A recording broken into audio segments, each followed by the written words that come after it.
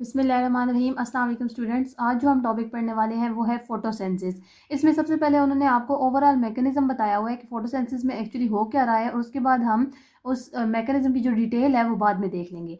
अब बच्चों, फोटोसेंसिस जो है वो दो फेजेस में हो रही होती है या दो स्टेप्स में हो रही होती है। जो फर्स्ट फेज होता है वो कौन सा फेज होता है? वो होता है लाइट डिपेंडेंट फेज, ठीक है। और जो लाइट डिपेंडेंट फेज, अब नाम से जाहिर हो रहा है कि इधर आपको इस फेज में लाइट का होना लाजमी इंपॉर्टेंट है, ठीक है ना, ज़रूरी है। लाइट डिपेंडेंट फेज में बच्चों लाइट आ कहाँ से रही होगी? सनलाइट आ रही होगी, ठीक है। और सनलाइट को एब्जॉर्ब कौन कर रहे होंगे? फोटोसिंथेटिक पिगमेंट्स, जो कि हम पीछे डिटेल में पढ़ चुके हैं। तो लाइट डिपेंडेंट फेज का मतलब क्या है कि आपके पास जो लाइट है वो आती है, प्लांट सेल के अंदर जो फोटोसिंथेटिक पिगमेंट्स होते हैं वो उस लाइट को एब्जॉर्ब करते हैं, ठीक है। और फोटोसिंथेटिक पिगमेंट्स बच्चों किधर प्रेजेंट थे? थैलाकोइड मेम्ब्रेन के ऊपर। और थैलाकोइड जो है वो किधर प्रेजेंट था? वो था आपके पास क्लोरोप्लास्ट के अंदर, ठीक है। तो जो फोटो सिंथेटिक पिगमेंट्स होते हैं यानी क्लोरोफिल ए वगैरह, वो थैलाकोइड मेम्ब्रेन के ऊपर प्रेजेंट होते हैं। वो उस लाइट को एब्जॉर्ब करेंगे और वो क्या सिंथेसाइज कर देंगे बच्चों? एटीपी सिंथेसाइज करेंगे और साथ ही एनएडीपीएच सिंथेसाइज करेंगे। तो ये जो आपके पास मैकेनिज्म है, ये जो फर्स्ट स्टेप होता है जिसमें आपको एटीपी एनएडीपीएच मिल रहे होते हैं, वो किसकी प्रेजेंस में मिल रहे होते हैं? लाइट की प्रेजेंस में मिल रहे होते हैं। तो इस फेज को आप क्या नाम दे देते हैं? Light dependent phase. तो इसका मतलब क्या है कि इसमें एक तो लाइट का होना लाजमी है, ठीक है। और उसके अलावा दूसरी चीज़ जो यहाँ पे इंपॉर्टेंट होती है बच्चों, वो होती है यहाँ पे लाइट के साथ साथ वाटर भी इधर रोल प्ले कर रहा होता है, ठीक है। लाइट और वाटर दोनों जो है वो लाइट डिपेंडेंट फेज में ज़रूरी होते हैं। और आपके पास जो प्रोडक्ट में चीज़ें बन रही होती हैं वो कौन कौन सी होती हैं? ATP, NADPH and oxygen. ये तीनों चीज़ें आपको आउटपुट में मिल रही होती हैं, ठीक है। और ये चीज़ें आप क्या दे रहे होते हो? इनपुट में दे रहे होते हो। So that is basically the light dependent phase of the photosynthesis. Next जो फेज होता है बच्चों वो कौन सा होता है? वो लाइट इंडिपेंडेंट फेज होता है। अब जो लाइट इंडिपेंडेंट फेज है, इसका मतलब क्या है कि इसमें लाइट की कोई भी ज़रूरत नहीं होगी। ये फेज तब भी हो जाएगा जब सनलाइट हो, और ये फेज तब भी हो जाएगा जब सनलाइट ना हो। लेकिन इसमें जिस चीज़ की ज़रूरत है बच्चों वो क्या है? एटीपी और एनएडीपीएच। एटीपी और एनएडीपीएच होंगे तभी आपके पास ये लाइट इंडिपेंडेंट फेज वर्क कर सकता है। अगर एटीपी और एनएडीपीएच नहीं है तो आपके पास लाइट इंडिपेंडेंट फेज भी काम नहीं करेगा। तो इसका मतलब है अगर लाइट इंडिपेंडेंट फेज ने होना है फोटोसेंसिस के अंदर, तो पहले लाइट डिपेंडेंट फेज का होना बहुत ज़रूरी है। अब इसमें एटीपी, एनएडीपीएच और कार्बन डाइऑक्साइड इनपुट के तौर पे काम करते हैं, ठीक है। और वो एक साइकिल से गुजरते हैं जिसका नाम क्या है? Calvin cycle. वो हम आगे नेक्स्ट डिटेल में पढ़ लेंगे कि वो साइकिल कौन सा होता है। केल्विन साइकिल से जब गुजरते हैं तो आपके पास क्या प्रोडक्ट आता है बच्चों? आपके पास आती है आउटपुट G3P। G3P फिर मिलकर क्या बना देते हैं बच्चों? अल्टीमेटली शुगर बना देते हैं, which is a food molecule, ठीक है। तो यहाँ पे ओवरऑल मैकेनिज्म एक उन्होंने बताया हुआ है कि आपके पास कैसे हो रहा होता है कि एक दो फेजेस होते हैं, एक लाइट डिपेंडेंट फेज होता है और दूसरा कौन सा होता है? लाइट इंडिपेंडेंट फेज होता है। जो लाइट डिपेंडेंट फेज होता है बच्चों, उसमें क्या हो रहा होता है? वो थैलाकोइड मेम्ब्रेन के ऊपर हो रहा होता है, क्योंकि वहाँ पे क्या प्रेजेंट होते हैं? Photosynthetic pigments. वो लाइट को एब्जॉर्ब करते हैं, वाटर की यूटिलाइजेशन होती है, और आपके पास क्या कौन से दो मॉलिक्यूल्स प्रोड्यूस होते हैं? Energy rich molecule which is ATP and NADPH. और साथ ही ऑक्सीजन रिलीज हो जाती है। एटीपी एंड एनएडीपीएच बच्चों क्या है? ये एनर्जी प्रोवाइड करते हैं for the light independent phase. Light independent phase में क्या होता है? एटीपी, एनएडीपीएच और कार्बन डाइऑक्साइड इनपुट के तौर पे काम करते हैं। एक केल्विन साइकिल रन होता है और आपके पास क्या प्रोडक्ट में बनता है? आउटपुट में बनता है G3P। और G3P मिलके क्या बना देते हैं बच्चों? शुगर बना देते हैं, ठीक है। तो यहाँ पे देखें, आपके पास आपकी बुक में बहुत अच्छी डायग्राम दिखाई हुई है उन्होंने इसमें क्या बताया है कि जो लाइट है उसको कौन एब्जॉर्ब करेगा बच्चों? Photo system 1 and photo system 2। Photo systems के अंदर क्या थे? फोटोसिंथेटिक पिगमेंट थे, क्लोरोफिल ए पड़ा हुआ था associated with the particular proteins, ठीक है। तो यहाँ पे फोटो सिस्टम 1 है या फिर इलेक्ट्रॉन ट्रांसपोर्ट चेन है, फोटो सिस्टम 2 है, इसके ऊपर लाइट आएगी, ये थैलाकोइड मेम्ब्रेन के ऊपर प्रेजेंट है। और क्या चीज़ आएगी इनपुट में? वाटर आएगा। जब लाइट और वाटर आएगा तो आपको आउटपुट में क्या मिलेगा बच्चों? एक एटीपी मिलेगा, एनएडीपीएच मिलेगा और साथ ऑक्सीजन का मॉलिक्यूल मिल जाएगा। अब जब एटीपी और एनएडीपीएच है तो ये दोनों इनपुट के तौर पे काम करेंगे for the light independent phase. और लाइट इंडिपेंडेंट फेज में कार्बन डाइऑक्साइड, एटीपी, एनएडीपीएच, ये सारी चीज़ें यूज होंगी, ठीक है। और आपके पास आउटपुट में क्या आ जाएगा? G3P आ जाएगा, और G3P मिलकर क्या बना देंगे? शुगर बना देंगे, ठीक है। सो हमने अल्टीमेटली फोटोसेंसिस में प्रोड्यूस क्या करवानी है? शुगर ही प्रोड्यूस करानी है, फूड प्रोड्यूस कराना है, जो कि फिर डिफरेंट फॉर्म्स में या डिफरेंट प्रोसेस के लिए यूज़ हो रहा होता है। तो यहाँ पे भी उन्होंने एक पैराग्राफ में आपको पढ़ाऊँ तो वहाँ पे भी उन्होंने यही बातें बताई हुई हैं, that the process of photosynthesis has been divided into two phases. दो फेजेस में इसको डिवाइड किया हुआ है। फर्स्ट फेज को लाइट डिपेंडेंट फेज कह देते हैं, क्योंकि ये किसकी प्रेजेंस में हो रहा होगा, लाइट की प्रेजेंस में हो रहा होगा. And the light dependent phase occur in the thylakoid membrane. Why? Because the photosynthetic pigments are present in the thylakoid membrane. In this phase light energy is use. Light energy use की जाती है क्यों, क्या बनाने के लिए, ATP बनाने के लिए एंड NADPH बनाने के लिए. Whereas water and oxygen are suppose to be input and output respectively. ठीक है, वाटर जो है वो बच्चों इनपुट के तौर पे काम कर रहा होगा और ऑक्सीजन किसके तौर पे प्रोड्यूस होगा, आउटपुट. रिस्पेक्टिवली का मतलब होता है कि जो पहली चीज़ है वो पहले से रिलेट कर रही है और जो दूसरी चीज़ है वो दूसरे जो वर्ड पर लिखा हुआ है उसके साथ रिलेट कर रही होती है. अब इनपुट में वाटर हो जाएगा और आउटपुट में क्या हो जाएगा, ऑक्सीजन हो जाएगा. Then come the second phase of photosynthesis, which is called as light independent phase or dark reaction, because it can take place whether light is present or not. ये तब भी हो जाएगा जब लाइट हो, तब भी हो जाएगा जब लाइट ना हो. This phase actually required the product of light reaction. Light reaction क्या क्या प्रोडक्ट्स थे, ATP and NADPH. तो इस फेज में बेसिकली उसके प्रोडक्ट्स चाहिए होते हैं. And since these products are available in day, therefore dark reaction also occur in the day time. तो डार्क रिएक्शन का ये मतलब नहीं है कि सिर्फ रात के वक्त होगा. डार्क रिएक्शन का मतलब ये है कि इसके होने के लिए लाइट लाजमी नहीं है. तो लाइट अगर लाजमी नहीं है तो लाइट अगर हो भी नहीं भी होगी तब ये हो रहा है. तो दिन के वक्त भी डार्क रिएक्शन हो रहा होता है, क्योंकि दिन के वक्त भी उसको उसके लिए क्या जरूरी है, डार्क रिएक्शन के लिए ATP और NADPH. तो वो तो उसको दिन के वक्त भी मिल रहे हैं. तो इसका मतलब है कि लाइट इंडिपेंडेंट फेज या डार्क रिएक्शन दिन के वक्त भी हो रहा होता है. ठीक है, so it also occurs in the day time. In this phase carbon dioxide जो है वो इनपुट के तौर पे काम करेगा, जो कि फिर किस में कन्वर्ट हो जाएगा, ग्लिसरॉल्डिहाइड 3-फॉस्फेट G3P में, जो कि क्या है, आउटपुट है. ATP यूज हो रहा होता है. ठीक है, और उसकी एनर्जी इनकॉर्पोरेट हो जाती है इसमें G3P में. NADPH बच्चों क्या कर रहा होता है, एनर्जाइज्ड इलेक्ट्रॉन को जो है वो प्रोवाइड कर रहा होता है और हाइड्रोजन प्रोवाइड कर रहा होता है ताकि G3P बन सके. ठीक है ना, जो G3P भी क्या है, एक एनर्जी रिच मॉलिक्यूल है. सो that is the overall mechanism of basic mechanism of photosynthesis. उसके बाद उन्होंने आपको लाइट डिपेंडेंट फेज की पूरी या लाइट रिएक्शन की पूरी डिटेल बताई हुई है और फिर लाइट इंडिपेंडेंट रिएक्शन या केल्विन साइकिल की पूरी डिटेल बताई हुई है. सबसे पहले हम लोग देख लेते हैं लाइट डिपेंडेंट फेज को या लाइट रिएक्शन को देख लेते हैं. सबसे पहले अगर हम लाइट डिपेंडेंट फेज की बात करें बच्चों, तो लाइट डिपेंडेंट फेज में बेसिकली हम लोगों ने सिंथेसाइज क्या करना है, दो चीज़ें सिंथेसाइज करनी है. एक ATP सिंथेसाइज करना है, ठीक है, और दूसरा हमने क्या सिंथेसाइज करना है, दूसरा हमने सिंथेसाइज करना है NADPH. तो ये दो मॉलिक्यूल किस तरह से सिंथेसाइज होंगे इसको हम लोग देख लेते हैं. सबसे पहले उन्होंने आपको फोटोफॉस्फोराइलेशन की डेफिनेशन बताई हुई है, which is basically the production of ATP. जब आप ATP को सिंथेसाइज कर रहे हैं तो इस प्रोसेस को आप क्या नाम दे देते हैं, फोटोफॉस्फोराइलेशन. ठीक है, क्योंकि ATP कैसे सिंथेसाइज होता है बच्चों, ADP प्लस फॉस्फेट मिलता है तो आपके पास क्या बन जाता है, ATP बन जाता है. और ये ATP और ADP का मिल रहे हैं in the presence of light energy मिल रहे हैं. तो यहाँ पे फोटोफॉस्फोराइलेशन का मतलब क्या है कि फोटो का वर्ड किसको रेफर कर रहा होगा, लाइट को, और फॉस्फोराइलेशन का मतलब क्या है, एडिशन ऑफ फॉस्फेट. तो इसलिए इसको क्या नाम दे देते हैं, the production of ATP during light dependent phase is known as photophosphorylation. अब ये जो फोटोफॉस्फोराइलेशन हो रही होती है बच्चों, ये एक पूरे मैकेनिज्म के थ्रू हो रही होती है. उस मैकेनिज्म को आप क्या नाम दे देते हैं, उस मैकेनिज्म को जब आप देखते हैं कि किस तरह से ATP सिंथेसाइज हो रहे हैं, तो वो मैकेनिज्म क्या हो जाएगा, कीमियो ऑस्मोसिस. उसको आप क्या नाम दे देंगे, कीमियो ऑस्मोसिस का नाम दे देंगे. ठीक है, so the process is photophosphorylation and the mechanism is chemiosmosis. अब ये जो फोटोफॉस्फोराइलेशन है बच्चों, ये इसके ना दो टाइप्स हैं. ठीक है, एक जो होती है वो साइक्लिक फोटोफॉस्फोराइलेशन होती है और जो दूसरी होती है वो आपके पास कौन सी होती है, नॉन साइक्लिक फोटोफॉस्फोराइलेशन होती है. अब जो नॉर्मली प्लांट सेल्स के अंदर हो रही होती है वो कौन सी होती है, नॉन साइक्लिक फोटोफॉस्फोराइलेशन होती है. पहले मैं आपको डिटेल में नॉन साइक्लिक फोटोफॉस्फोराइलेशन बढ़ा दूंगी क्योंकि यही बहुत इंपॉर्टेंट है. उसके बाद हम लोग देख लेंगे कि साइक्लिक फोटोफॉस्फोराइलेशन जो है वो किस केस में हो रही होती है और वो क्यों हो रही होती है. ठीक है, सो अगर हम ये नॉन साइक्लिक फोटोफॉस्फोराइलेशन को देखें बच्चों, तो होता ये है कि आपने साथ साथ ये जो है ये जो स्कीम मैं अभी ड्रॉ कर रही हूँ ये साथ साथ आपने ड्रॉ करते जाना है. ठीक है, अब होता क्या है फोटोसेंस लाइट डिपेंडेंट फेज में कि आपके पास क्या पड़े होते हैं बच्चों, एक जगह पे आपके पास पड़ा हुआ है फोटो सिस्टम 1 और दूसरी जगह पे आपके पास पड़ा हुआ है फोटो सिस्टम 2. ठीक है, सबसे पहले जो एक्टिवेट होता है वो कौन सा होता है, फोटो सिस्टम 2. फोटो सिस्टम 2 है और यहाँ पे क्या पड़ा हुआ है, फोटो सिस्टम 1. अब ये फोटो सिस्टम क्या चीज़ें हैं बच्चों, ये मैं आपको डिटेल में पढ़ा चुकी हूँ कि जो फोटो सिस्टम होता है that are basically the pigment. आपके पास इसमें पिगमेंट्स प्रेजेंट होते हैं फोटोसिंथेटिक. ठीक है, और इसके अलावा एंटीना कॉम्प्लेक्स होता है, रिएक्शन सेंटर होता है, उसमें क्लोरोफिल ए पड़ा होता है. ये सारी चीज़ें हम लोग पढ़ चुके हैं.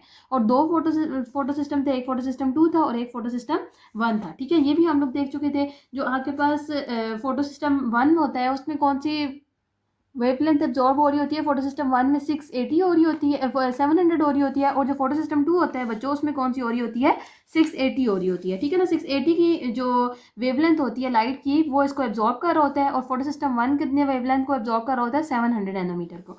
ये बातें हम लोग डिटेल में कर चुके हैं। अब आपके पास क्या पड़ा हुआ है, एक प्लांट सेल पड़ा हुआ है, लेट्स सपोज यहाँ पे, उसमें आप थैलाकोइड मेम्ब्रेन के पास आए हैं, वहाँ पे आपने देखा है कि वहाँ पे रिएक्शन सेंटर्स प्रेजेंट है। अब होता ये है बच्चों कि यहाँ से आती है लाइट। ठीक है ना, लाइट जब आएगी तो लाइट किस फॉर्म में आती है, फोटोन की फॉर्म में आती है। फोटोन कहते हैं पैकेट्स ऑफ एनर्जी को। तो लाइट जो है वो बेसिकली किस फॉर्म में आ रही है, पैकेट्स ऑफ एनर्जी की फॉर्म में आ रही है। तो जैसे ही इस क्लोरोफिल के ऊपर या इस फोटोसिंथेटिक पिगमेंट्स के ऊपर लाइट डलती है बच्चों, तो ये क्या करते हैं, ये अपना इलेक्ट्रॉन एक्साइट करवा देते हैं। ठीक है, क्योंकि इनके अंदर क्या प्रेजेंट होते हैं, एटम से मिलकर बनी हुई हर चीज़, और एटम के अंदर क्या पड़े होते हैं बच्चों, इलेक्ट्रॉन पड़े होते हैं। तो जैसे ही लाइट एनर्जी, किसी भी चीज़ को आप एनर्जी देते हैं तो बच्चों को क्या चीज़, वो चीज़ क्या हो जाती है, एनर्जाइज हो जाती है। अब यहाँ पे भी जैसे ही फोटो सिस्टम 2 को लाइट एनर्जी मिलेगी तो ये एनर्जाइज हो जाएगा, और ये एनर्जाइज होकर अपना यहाँ से जो 2 इलेक्ट्रॉन है उनको क्या करा देगा, एक्साइट करवा देगा। एक्साइट का मतलब क्या है कि ये अपनी जगह से अब हायर लेवल पे चले गए। ठीक है, एक्साइट हो चुके हैं। तो जब ये एक्साइट होंगे तो इनको सबसे पहले कौन एक्सेप्ट करेगा बच्चों, प्राइमरी इलेक्ट्रॉन एक्सेप्टर। नाम से जाहिर हो रहा है कि यहाँ से जो 2 इलेक्ट्रॉन एक्साइट हुए हैं वो किसके पास चले जाएंगे, प्राइमरी इलेक्ट्रॉन एक्सेप्टर के पास चले जाएंगे। और वो क्यों गए हैं, क्योंकि फोटो सिस्टम 2 ने क्या किया है, लाइट एब्जॉर्ब किया है। और जैसे ही इसने लाइट एब्जॉर्ब किया, इन इलेक्ट्रॉन्स के पास इतनी एनर्जी आ गई थी कि ये अपनी जगह से एक्साइट हो चुके हैं। अब जैसे ही एक्साइट हुए हैं बच्चों, तो यहाँ पे प्राइमरी इलेक्ट्रॉन एक्सेप्टर के पास गए हैं, तो इसका मतलब है यहाँ से ये इलेक्ट्रॉन्स क्या हो चुके हैं, खाली हो चुके हैं। यहाँ से ये जगह क्या हो चुकी है, खाली हो चुकी है। और प्राइमरी इलेक्ट्रॉन एक्सेप्टर के पास क्या चले चुके हैं, 2 इलेक्ट्रॉन्स चले चुके हैं। अब 2 इलेक्ट्रॉन जब इसके पास पहुंचे हैं बच्चों, यहाँ पे मैं अगर इसको रेड पेन से शो कर दूँ, तो आपके पास जब यहाँ पे 2 इलेक्ट्रॉन पहुंचे हैं तो पीछे तो उसकी स्पेस खाली हो चुकी है। तो इस स्पेस को कौन फिल करेगा, इस स्पेस को फिल करेगा वाटर। तो यहाँ पे वाटर आपके पास, हम लोगों ने देखा था ना कि वाटर जो है वो भी लाइट डिपेंडेंट फेज में इनपुट के तौर पे काम कर रहा होता है। तो ये वाटर ब्रेकडाउन होगा, और ये वाटर ब्रेकडाउन किस किस में होगा, 2H पॉजिटिव में। साथ ही ये क्या रिलीज कराएगा, 2 इलेक्ट्रॉन, और साथ ही ये क्या रिलीज कराएगा, ऑक्सीजन। ठीक है, अब ये जो 2 इलेक्ट्रॉन्स हैं ये आके जगह कौन सी फिल कर देंगे, ये आके इधर वाले इलेक्ट्रॉन्स की जगह जो यहाँ पे फ्री हो गई थी, होल्स बन गए थे, वहां पे आके ये क्या कर जाएंगे, बैठ जाएंगे। ठीक है, तो पहले वो इलेक्ट्रॉन एक्साइट हुए हैं, और पीछे से जो जगह फिल हुई है वो कैसी हुई है, वाटर की ब्रेकडाउन हुई है इन द प्रेजेंस ऑफ लाइट। और इस प्रोसेस को क्या नाम दे देते हैं, इस प्रोसेस को नाम दे देते हैं फोटोलाइसिस का, क्योंकि लाइट की प्रेजेंस में क्या हुई है, वाटर की ब्रेकडाउन हुई है, और आपके पास जो 2 इलेक्ट्रॉन्स थे वो यहाँ पे आके यूटिलाइज हो चुके हैं। अब ये तो जगह फिल हो चुकी है। अब अगली कहानी पे जाते हैं कि ये जो 2 इलेक्ट्रॉनिक साइट हुए हैं ये किधर जाएंगे। अब जैसे ये 2 इलेक्ट्रॉनिक साइट हुए हैं बच्चों, तो आगे ये मूव करते हैं इलेक्ट्रॉन ट्रांसपोर्ट चेन से। इलेक्ट्रॉन ट्रांसपोर्ट चेन में जो पहली चीज़ आती है इनके पास, वो क्या होता है, प्लास्टोक्योनॉन। ठीक है, प्लास्टोक्योनॉन के बाद ये मतलब सीरीज ऑफ एलिमेंट से गुजरते हैं। प्लास्टोक्योनॉन के बाद ये किसके पास से जाते हैं, ये जाते हैं जी साइटोक्रोम कॉम्प्लेक्स के पास से। यहाँ पे एक कॉम्प्लेक्स होता है साइटोक्रोम्स का, जिसके पास ये जो है वो इलेक्ट्रॉन्स क्या कर जाते हैं, मूव कर जाते हैं। ठीक है बच्चों, ये सारे केमिकल कंपाउंड्स हैं जो कि क्या कर रहे हैं, इलेक्ट्रॉन को एक्सेप्ट कर रहे हैं। पहले ये 2 इलेक्ट्रॉन प्राइमरी इलेक्ट्रॉन एक्सेप्टर के पास गए थे, फिर प्लास्टोक्योनॉन के पास गए हैं, और उसके बाद साइटोक्रोम कॉम्प्लेक्स के बाद किसके पास ये चले जाते हैं, प्लास्टोसाइनिन के पास। ठीक है, जब प्लास्टोसाइनिन के पास आते हैं तो दोबारा से फिर ये किसके पास आ जाते हैं, फोटो सिस्टम 1 के पास आ जाते हैं। फोटो सिस्टम 2 से एक्साइट होके वो किधर आके बैठ गए हैं, फोटो सिस्टम 1 में। अब फोटो सिस्टम 1 में आके किधर बैठेंगे बच्चों, क्योंकि लाइट अगर यहाँ पे पड़ी थी तो लाइट तो फोटो सिस्टम 1 पे भी पड़ी होगी। अब ऐसा तो नहीं है कि एक प्लांट के एक हिस्से पे लाइट पड़ी है तो दूसरे हिस्से पे नहीं लाइट पड़ी।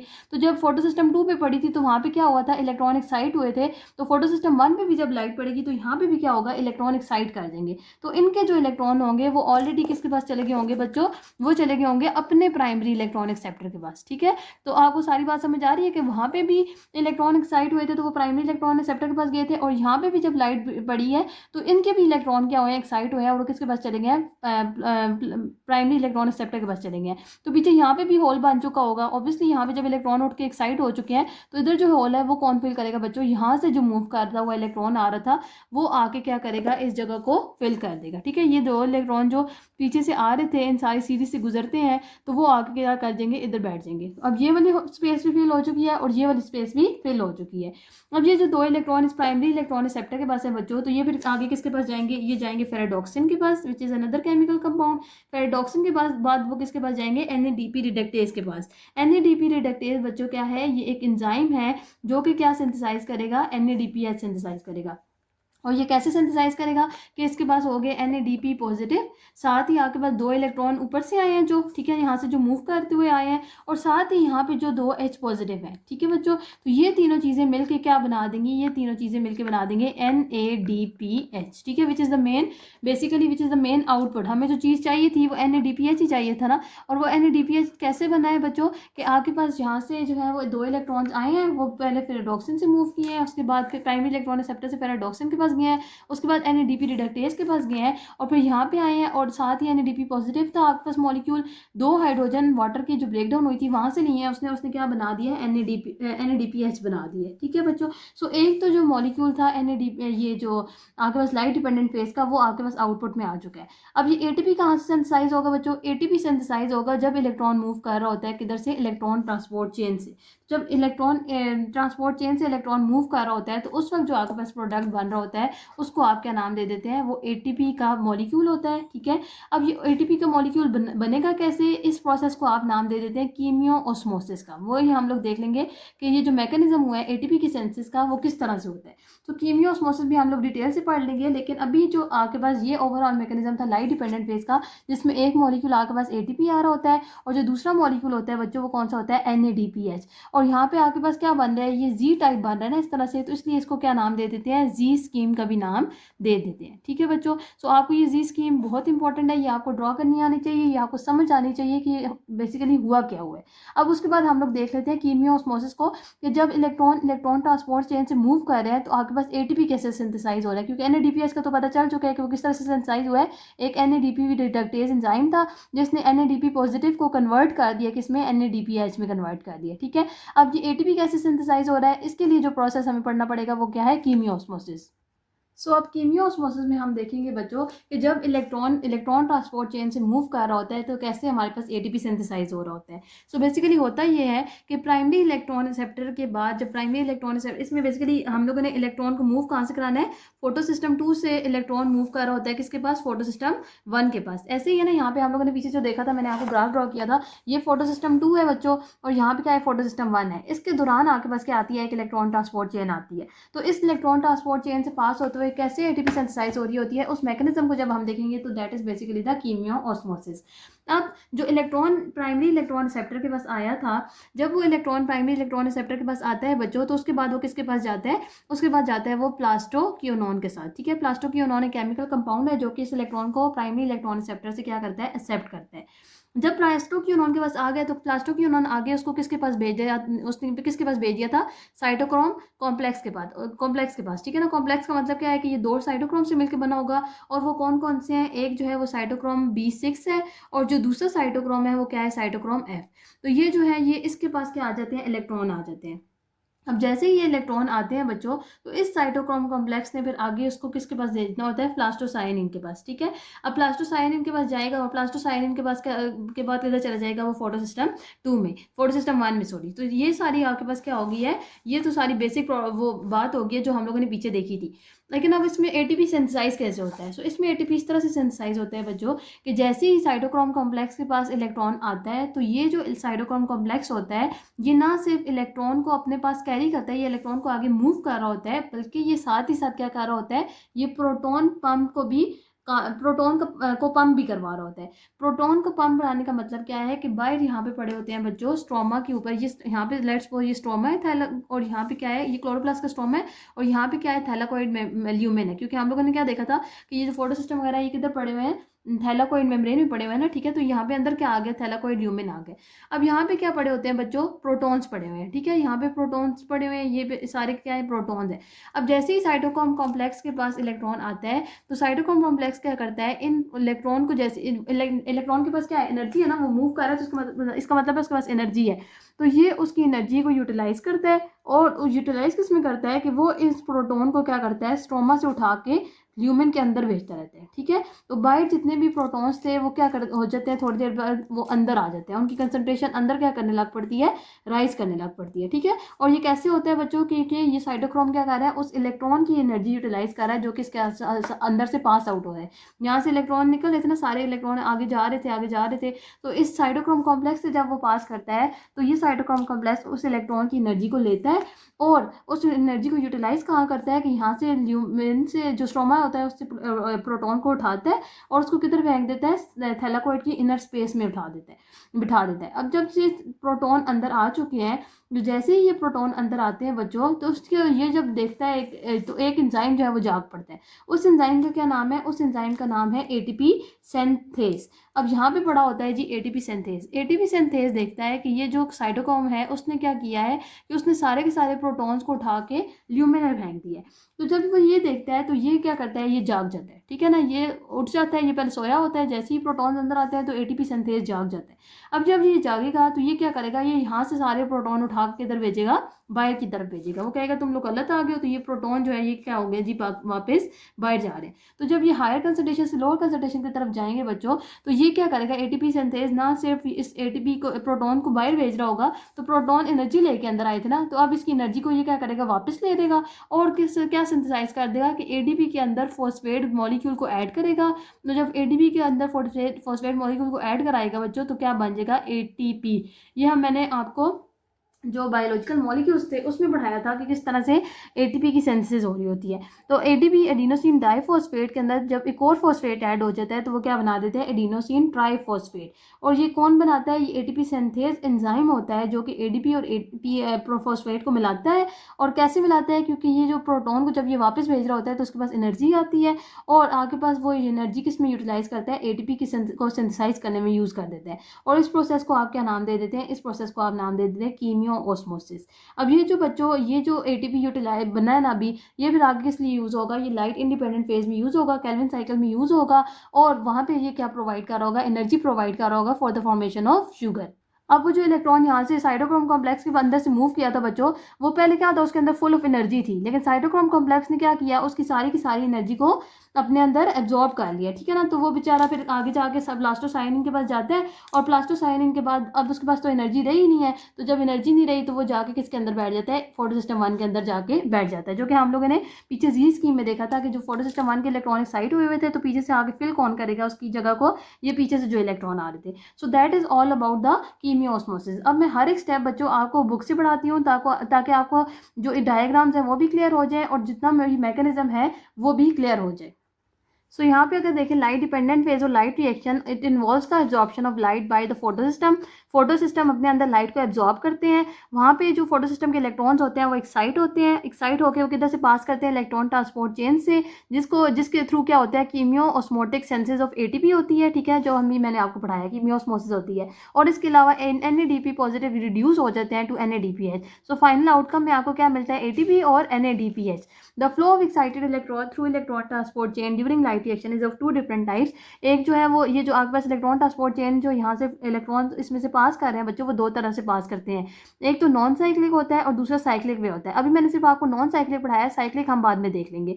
In non cyclic electron flow the excited electron after living a particular system do not come back. यहाँ पे आपने देखा था बच्चों कि एक दफ़ा जब इलेक्ट्रॉन फोटोसिस्टम 2 से निकल गया है तो वो इलेक्ट्रॉन दोबारा फोटोसिस्टम 2 में वापस नहीं आता, ठीक है, वो बल्कि आके फोटोसिस्टम 1 में बैठ जाता है और उसके बाद जो है वो आगे जो है यहाँ पे फोटोसिस्टम 1 का जो इलेक्ट्रॉन होता है वो आगे एक्साइट कर जाता है। तो इसमें जो इलेक्ट्रॉन एक दफ़ा एक्साइट हो चुका है वो वापस मुड़ के नहीं आता।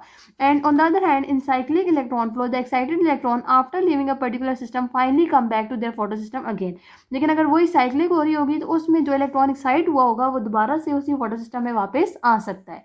The most important event in light reaction is the production of ATP। Main जो जहाँ पे लाइट रिएक्शन में हो रहा होती है, किसी प्रोडक्शन हो रही होती है बच्चों को, ATP की हो रही होती है। And this production of ATP during light reaction is called photophosphorylation. और ये जो एटीपी की सिंथेसिस हो रही है लाइट रिएक्शन में, इसको आप क्या नाम दे देते हैं, फोस्फोराइलेशन नाम दे देते हैं। और जो मैकेनिज्म हो रहा होता है आपके पास वो कौन सा हो रहा होता है, वो कीमियोस्मोसिस हो रहा होता है। अब दो तरह से फोटोफोस्फोराइलेशन हो रही होती है, एक नॉन साइक्लिक है, दूसरी साइक्लिक है। पहले हम नॉन साइक्लिक को देखेंगे, उसके बाद हम लोग देख लेंगे साइक्लिक को। It is the predominant path of light reaction. Main जो हो रहा होता है वो नॉन साइक्लिक फोटोफोस्फोराइलेशन हो रही होती है, that occurs in routine. In this process, both photosystem, that is photosystem 1 and photosystem 2 are utilized and two electron transport chain are involved. दो इलेक्ट्रॉन ट्रांसपोर्ट चेन्स इन्वॉल्व हुई होती हैं, एक ये इलेक्ट्रॉन ट्रांसपोर्ट चेन है बच्चों और दूसरी ये वाली इलेक्ट्रॉन ट्रांसपोर्ट चेन है, और दो फोटो सिस्टम इन्वॉल्व हुए होते हैं, ठीक है। When photosystem 2 absorbs light, its excited electron after flowing the electron transport chain are transferred to photosystem 1. जैसे ही photosystem 2 जो है वो अपने अंदर लाइट को एब्जॉर्ब करता है, तो इसके जो इलेक्ट्रॉन्स होते हैं वो ट्रांसफर हो जाते हैं किसके पास, फोटोसिस्टम 1 के पास ट्रांसफर हो जाते हैं। Similarly, the excited electron which are liberated from the photosystem 1 are finally accepted by NADP positive 1. No, NADP positive. तो इसी तरह जो photosystem 1 से बच्चों इलेक्ट्रॉन एक्साइट हुए होते हैं उनको कौन एक्सेप्ट कर लेता है, NADP positive एक्सेप्ट कर लेते हैं, ठीक है। So which are therefore it is called as non cyclic flow event, ठीक है। यहाँ पे इलेक्ट्रॉन जो है वो नॉन साइक्लिकल वे में फ्लो कर रहे हैं। The event of non cyclical photophosphorylation are continuous, लेकिन हम लोगों ने अपनी कन्वीनियंस के लिए उसको किस में डिवाइड किया हुआ है, डिफरेंट स्टेप्स में डिवाइड किया हुआ है। सबसे पहला स्टेप क्या था कि लाइट को एब्जॉर्ब किया है किसने, फोटोसिस्टम 2 ने, और उसने अपने इलेक्ट्रॉन्स को क्या कर दिया, एक्साइट करवा दिया। When just 2 photons strike the antenna complex of photosystem 2। अब एंटीना कॉम्प्लेक्स, रिएक्शन सेंटर, ये सारी चीज़ें मैं आपको फोटोसिस्टम में डिटेल में बता के आ चुकी हूँ। तो क्या होता है, एंटीना कॉम्प्लेक्स के ऊपर बच्चों के अंदर क्या प्रेजेंट थे, एक्सेसरी पिगमेंट्स प्रेजेंट थे, और पिगमेंट्स का काम क्या होता है कि वो लाइट को एब्जॉर्ब कर रहे होते हैं। और यहाँ पे फोटोन का मतलब क्या है कि लाइट एनर्जी आ रही है। तो जैसे ही लाइट एनर्जी एंटीना कॉम्प्लेक्स के ऊपर पड़ती है, उसके जो इलेक्ट्रॉन्स होते हैं वो एक्साइट हो जाते हैं, ठीक है। वो एक दूसरे के पिगमेंट के अंदर जो एटम्स होते हैं उधर मूव करते हैं, ठीक है। और वो अल्टीमेटली किसके पास चले जाते हैं, रिएक्शन सेंटर के पास चले जाते हैं। और रिएक्शन सेंटर में बच्चों क्या है, क्लोरोफिल ए है, ठीक है। सो जैसे ही उसके पास जाएंगे तो क्लोरोफिल ए या जो रिएक्शन सिस्टम होगा फोटोसिस्टम 2 का, वहाँ पे जो इलेक्ट्रॉन्स होंगे वो उसको एक्साइट करवा देंगे। दीज एक्साइटेड इलेक्ट्रॉन, उनको कौन एक्सेप्ट करेगा, फिर पहले प्राइमरी इलेक्ट्रॉन एक्सेप्ट करेगा फोटोसिस्टम 2 का, और पीछे जो है वो आपके पास क्या बचेंगे, दो इलेक्ट्रॉन होल्स बच जाएंगे in the photosystem behind making a chlorophyll a a strong oxidizing agent, ठीक है ना। तो यहाँ पे आगे पास क्या हुआ है कि जैसे ही दो फोटोन ने हिट किया है रिएक्शन सेंटर को, एंटीना कॉम्प्लेक्स को, तो एंटीना कॉम्प्लेक्स ने फिर रिएक्शन वो एनर्जी किधर दिया है, रिएक्शन सेंटर में। और रिएक्शन सेंटर के अपने जो है वो इलेक्ट्रॉन क्या हो गया, एक्साइट हो गया, ठीक है। यहाँ पे देखिए स्पेस बनी हुई है, इलेक्ट्रॉन जब एक्साइट हुए हैं तो यहाँ पे पीछे क्या बन चुका है, होल बन चुका है। अब जब ये होल बना है तो ये क्लोरोफिल किसके तौर पे एक्ट कर रहा है बच्चों, स्ट्रॉन्ग ऑक्सीडाइजिंग एजेंट के तौर पे काम कर रहा है, ठीक है ना। यानी ये दूसरे को फौरन से क्या कर देगा, ऑक्सीडाइज कर देगा। साथ ही दूसरा स्टेप क्या हुआ है, फोटोलाइसिस ऑफ वाटर हुई है। इलेक्ट्रॉन होल जो यहाँ पे फोटो सिस्टम में बने हैं उसको लाजमी फिल होना चाहिए, और वो फिल कैसे होगा, जब वाटर क्या करेगा, स्प्लिट करेगा। When water react with oxidize state of water, जब क्लोरोफिल के साथ रिएक्ट करेगा बच्चों तो ये ब्रेक हो जाएगा, ठीक है। और किस में ब्रेक होगा, उसके दो H पॉजिटिव आयन अलग हो जाएंगे, दो इलेक्ट्रॉन अलग हो जाएंगे, और ऑक्सीजन का मॉलिक्यूल भी हाफ रिलीज हो जाएगा। Since this breakdown occur in the presence of sunlight, इसलिए इसको क्या नाम दे दिया, photolysis. Photo mean light and lysis mean breakdown. The electron release from water, वो फिर फोटोसिस्टम 2 के इलेक्ट्रॉन होल को क्या कर देंगे, फिल कर देंगे। अब उसके बाद फोटोसिस्टम 2 से किधर मूव करना है इलेक्ट्रॉन ने, फोटोसिस्टम 1 की तरफ। द एक्साइटेड और energized electron which has been release from photosystem 2 and captured by primary electron receptor, अब वो किधर मूव करेगा, फोटोसिस्टम 1 की तरफ मूव करेगा, किसकी हेल्प से, इलेक्ट्रॉन ट्रांसपोर्ट चेन की हेल्प से। Electron move from primary electron receptor, पहले किधर जाएगा, प्लास्टोक्योनॉन के पास, प्लास्टोक्योनॉन से फिर वो किधर जाएगा, साइटोक्रोम के पास। साइटोक्रोम के अंदर दो साइटोक्रोम है, एक साइटोक्रोम B6 है और एक साइटोक्रोम F है। अब ये साइटोक्रोम F और साइटोक्रोम B6 उस एनर्जाइज्ड इलेक्ट्रॉन से सारी की सारी एनर्जी क्या कर लेंगे, अपने अंदर एब्जॉर्ब कर लेंगे, और वो सारी की सारी उसकी एनर्जी किस में यूटिलाइज कर देंगे, प्रोटॉन को पंप कराने में स्ट्रोमा से थैलाकॉइड के स्पेस में, ठीक है। In this way, the energy of flowing electron is transformed. उस flowing electron की एनर्जी किधर यूटिलाइज हो चुकी है, प्रोटॉन की ग्रेडियंट बनाने में। द प्रोटॉन ग्रेडियंट एक्टिवेट, जैसे ही प्रोटॉन अंदर की तरफ ज़्यादा होंगे बच्चों तो उससे कौन सा एंजाइम जागेगा, एटीपी सिंथेज। वो एटीपी सिंथेज दोबारा से इस प्रोटॉन को क्या करेगा, बाहर की तरफ भेजेगा। ये जो साइटोक्रोम ने चालाकी से प्रोटॉन सारे अंदर भिजवा दिए थे, एटीपी सिंथेज अब क्या करेगा, अब वो जाग है, ठीक है। अब वो उन इलेक्ट्रॉन्स को किधर भेज देगा, बाहर की तरफ भेज देगा। लेकिन साथ ही साथ वो जो प्रोटॉन के अंदर एनर्जी आई थी ना, ये उनसे वो भी वापस ले लेगा, क्योंकि साइटोक्रोम ने इलेक्ट्रॉन से एनर्जी उठा के किसको दे दी थी, प्रोटॉन को ना। तो अब ये जो एटीपी सिंथेज है वो इस प्रोटॉन से एनर्जी को उठा के किधर ले आएगा, एडीपी और पीआई को मिला के एटीपी बना देगा। सो हम लोगों ने यहाँ पे करवाना ही क्या है, which is basically the photophosphorylation. और या इस प्रोसेस को आप क्या नाम दे देंगे, कीमियोस्मोसिस का नाम दे देंगे। This whole mechanism which involve flow of electron, pumping of proton and generation of ATP by the thylakoid membrane is called chemiosmosis. This ATP generated by the light reaction will provide chemical energy. अब ये जो ATP बना है यहाँ पे बच्चों, ये क्या प्रोवाइड करेगा, केमिकल एनर्जी प्रोवाइड करेगा केल्विन साइकिल में, जो कि हम आगे देखेंगे। And the energised electron after losing their energy, अब जो बेचारा इलेक्ट्रॉन था उससे साइटोक्रोम ने सारी एनर्जी ले ली थी, अब वो बेचारा जाके किसके पास बैठ जाएगा, प्लास्टोसाइनिन के पास। प्लास्टोसाइनिन के बाद दोबारा किधर आगे इनकॉर्पोरेट हो जाएगा, फोटोसिस्टम 1 में। क्यों? क्योंकि फोटोसिस्टम 1 के इलेक्ट्रॉन भी क्या हो चुके थे, एक्साइट हो चुके थे, और वहाँ पे भी क्या बन चुका था, होल बन चुका था। सो यहाँ पे बच्चों देख लें एक दफ़ा फिर से, लाइट आई, फोटोसिस्टम 2 ने लाइट को एब्जॉर्ब किया और इसके इलेक्ट्रॉन क्या हो चुके हैं जी, एक्साइट हो चुके हैं। अब जैसे ही इलेक्ट्रॉन एक्साइट हुए हैं तो पीछे वाटर ब्रेक डाउन करेगा, H पॉजिटिव O, और जो 2 इलेक्ट्रॉन है वो आके इधर बैठ जाएंगे, ठीक है। अब जो इलेक्ट्रॉन यहाँ पे प्राइमरी इलेक्ट्रॉन रिसेप्टर के पास, उसके बाद किधर जाएगा, प्लास्टोक्यूनॉन के पास, फिर साइटोक्रोम के पास जाएगा और फिर प्लास्टोसाइनिन के पास। लेकिन इसी दौरान ये जो साइटोक्रोम होगा ये क्या करेगा, प्रोटॉन को अंदर की तरफ मूव करा देगा, स्ट्रोमा से उठा के थैलाकोइड के ल्यूमेन में उसने डाल दिए। अब जब प्लास्टोसाइनिन के पास आएंगे इलेक्ट्रॉन तो वो बेचारे बिल्कुल ही नॉन एनर्जाइज्ड होंगे, ठीक है, उनकी एनर्जी बिल्कुल खत्म हो चुकी होगी, तो वो आके इधर फोटोसिस्टम 1 में बैठ जाएंगे। अब फोटोसिस्टम 1 में कहाँ पे बैठेंगे, जहाँ पे जगह खाली मिलेगी। क्यों खाली मिलेगी? क्योंकि फोटोसिस्टम 1 ने भी क्या की होगी, लाइट को एब्जॉर्ब किया होगा और अपने इलेक्ट्रॉन उसने क्या करा दिए होंगे, एक्साइट करवा दिए होंगे। तो यहाँ पे इलेक्ट्रॉन एक्साइट होकर किसके पास जाते हैं बच्चों, फेराडॉक्सिन के पास जाते हैं। फेराडॉक्सिन के बाद किसके पास जाएंगे, NADP रिडक्टेज के पास, और NADP रिडक्टेज क्या करेगा, NADP पॉजिटिव H पॉजिटिव और इन 2 इलेक्ट्रॉन को मिला के क्या बना देगा, NADPH बना देगा, ठीक है। तो एक तो एनर्जी मॉलिक्यूल मिल चुका है, दूसरा जो है वो क्या कैसे मिलेगा कि यहाँ पे ATP सिंथेज होगा, वो जैसे ही देखेगा अंदर प्रोटॉन ज़्यादा हो चुके हैं वो जाग जाएगा, वो फिर इन प्रोटॉन्स को किधर मूव कराएगा, बाहर मूव कराएगा और इनकी एनर्जी ले लेगा और एनर्जी को कहाँ यूटिलाइज करेगा, ADP और PI मिला के ATP बना देगा। तो ये कीमियोस्मोसिस की स्कीम, ये जो जी स्कीम है, ये सारी चीज़ें आपको ड्रॉ करनी लाजमी आनी चाहिए और एक्सप्लेन करना भी लाजमी पता होना चाहिए, आपको पता होना चाहिए कि इसमें बेसिकली हो क्या रहा है। So on the other hand, अब दोबारा से यहाँ पे देख लें बच्चों, आगे ये वाली कहानी उन्होंने बताई हुई है। जैसे ही फोटोसिस्टम जो 1 है 700 वाला रिएक्शन सेंटर, उसके जो है वो अपने अंदर एब्जॉर्ब करेंगे फोटोन को, उनके इलेक्ट्रॉन भी एक्साइट हो जाएंगे, हाई लेवल पे चले जाएंगे।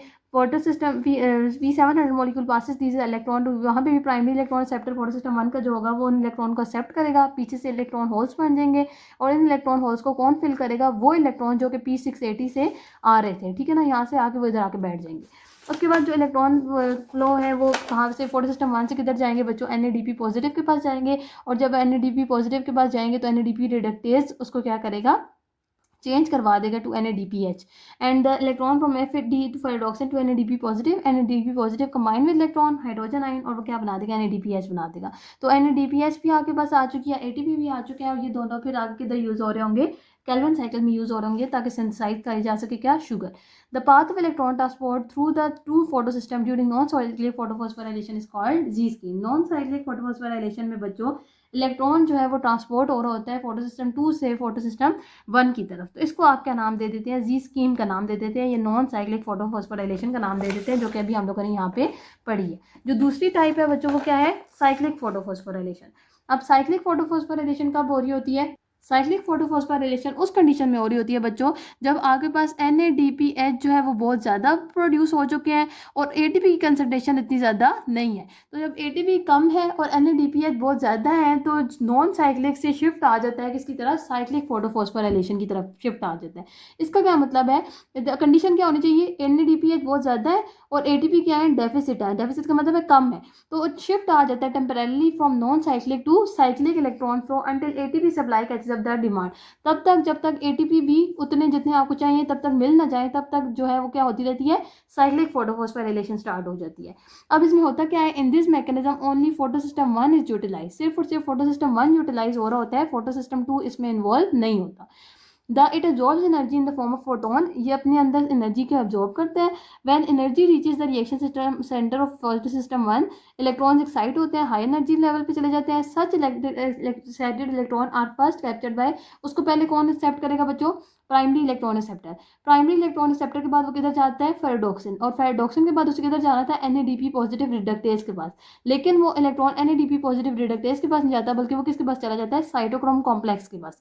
अब साइटोक्रोम कॉम्प्लेक्स के पास जब आएगा तो साइटोक्रोम कॉम्प्लेक्स क्या कर रहा था, उन इलेक्ट्रॉन से एनर्जी को ले रहा था, प्रोटॉन्स को मूव करा रहा था, ठीक है, और नॉन एनर्जाइज इलेक्ट्रॉन को आगे प्लास्टोसाइनिन के पास भेज रहा था, और आगे बस क्या सिंथेसाइज हो रही थी, ATP। कीमियो ऑस्मोसिस का प्रोसेस यहीं पे हो रहा था ना।